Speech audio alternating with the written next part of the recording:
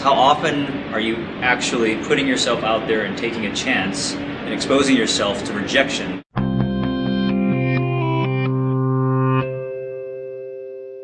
Well, hello everybody, I'm Kevin Kubota, and I'm happy to be here sharing some tips with you. And I've got quite a few things mulling around in my brain, and I think I want to start off with kind of a turning point for me in my career. And I know that a lot of you are different points in your career, from just getting into it to been in it for several years and need something to light a fire under you. And there was kind of a turning point for me after I had actually been in the business for several years and was doing pretty good and making a decent living at photography, and yet I stumbled on a way for me to just expose myself, not literally exposing myself running naked down the street, as Trent wanted me to do for the camera, but to actually step outside my comfort zone and really, and I'm talking really stepping outside my comfort zone, to start sharing my work in places that I normally wouldn't share it. And particularly the first part of that is sending it to a magazine. And I was sitting in my little home office in the back of my garage in Bend, Oregon, and that's where my business was. I was actually doing pretty good. And all of a sudden I got this hankering one day to send images in to a magazine. And I know some of you have done it, but what I'm getting at is how often are you actually putting yourself out there and taking a chance and exposing yourself to rejection?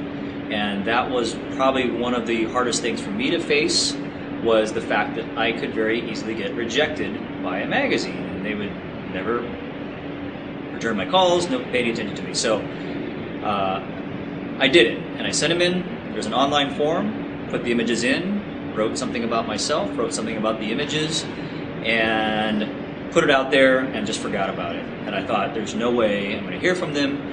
And within a couple of days, I got a call, and the editor wanted to do a cover story. And we did a cover story on the images, wrote a whole long article, and it led to so many other things, but it also led to me really realizing I had to step out of my comfort zone in order for things to change.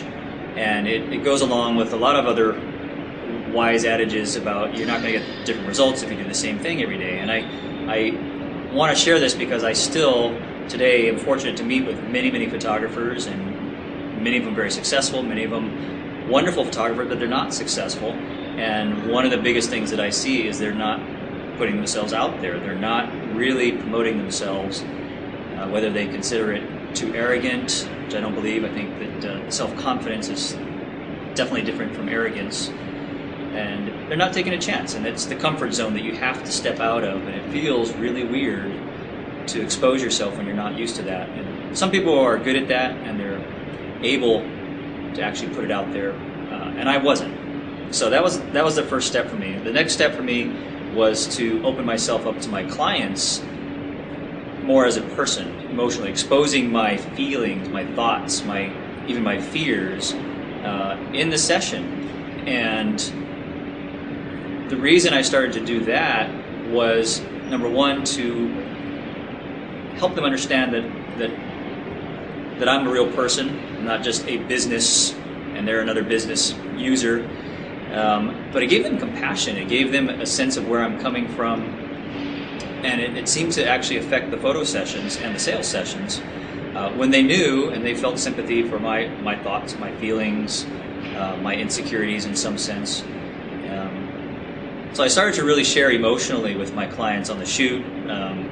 Times when I felt like crying, when I would hold back if I'm at a wedding. Some of you probably experienced this, where you're watching a ceremony and you just start crying, but you don't want the bride or anybody to see you crying. And I used to hide those things, and then I realized, screw it. This is how I feel. I'm just going to let it go, and being more emotionally involved with the clients. And I found that was sort of a big icebreaker for building better relationships, which is what I think it's all about with sales, marketing, everything that we do that's so important is based on having a great relationship with your clients. And that starts with trust, and you can't have trust unless you expose yourself a little bit. So there's tip number one. Expose yourself, step out of your box, send your images, talk about yourself, any place, everywhere you can. You should have your portfolio on your iPad, your iPhone. You should have it on a download that you can easily send to somebody a link right away. So if you're ever meeting someone, they say send me your portfolio, you can email them a link immediately to